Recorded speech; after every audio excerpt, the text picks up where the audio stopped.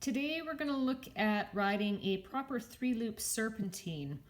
Serpentines are important in training because they allow us to check out that our horse is supple on both sides and not just one side. If we're always circling one way and then doing a diagonal and then circling the other way, we don't get a true test of if the horse is actually genuinely supple one direction to the next because we're straightening them for a long period of time before we get to the new bend.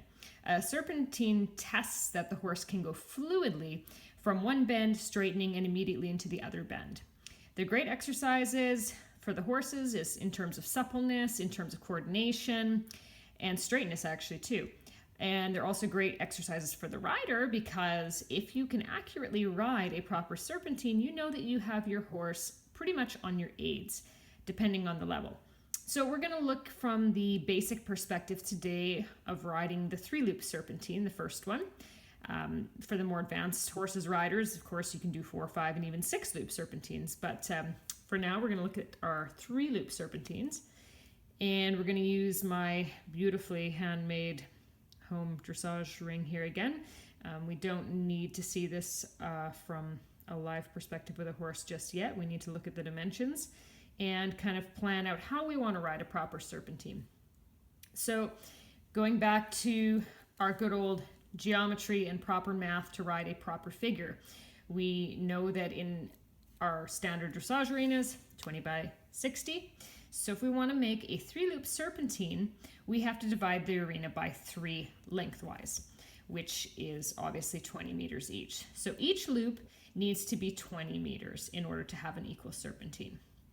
So that's pretty easy, right? That means that from A, we need to be 2 meters beyond L, right? Because we have 6 meters plus 12 is 18, so 2 more is going to put us at 20.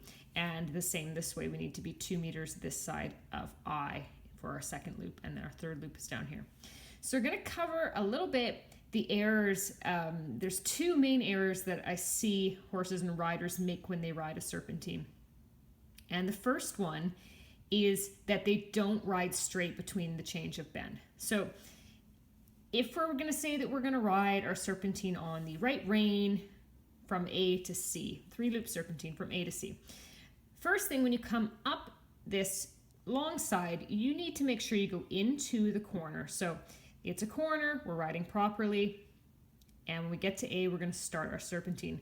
So at A, we're going to leave. We're not going to go into the corner now because we're now on our bending line. So at A, we're going to come off of the rail and a little bit and shave off the corner so that it's rounded because a serpentine is like an S shape, so it's round.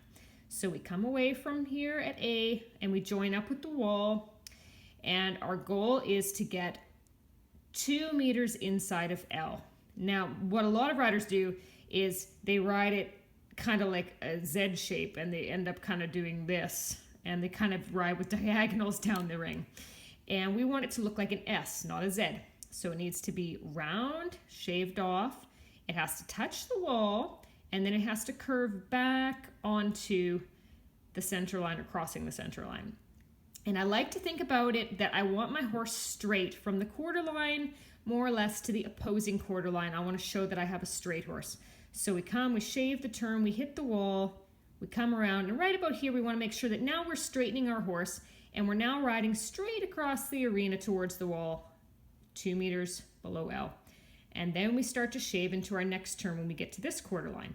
Shave in here and hit the wall, and then we come down, and again, now we start to shave off. When we get to the quarter line, we start to straighten our horse out, ride straight, 2 meters inside of I, so 20 meters and 20 meters in our second loop. And then at this quarter line, start to shave back to the wall again, hit the wall, shave off the corner because you're finishing your serpentine, so it's still a bending line. And when you arrive back at C, you now go into the corner because the serpentine is finished. Okay? So that's the first thing. The other error that I see riders make is that they ride it too square. So they end up at A and they go into the corner on the serpentine, and then they kind of ride down the wall too far, and then they turn here and they end up making kind of a box shaped, and then they go down the track again, they turn and they come down here again. So go back to what I just explained about how you want to shave off the turns. It needs to look like an S shape, should be smooth. Right, like that. So it's not this, and it's not this.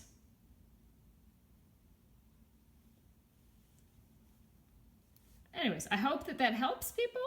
Practice your serpentines. They're great for riders and horses. Coordination, suppleness, all important things, and straightness. If you are not able to go from one bend, straighten your horse quarter line to the quarter line and into the new loop bend, you know that your horse is not genuinely listening to your leg and rein aids correctly.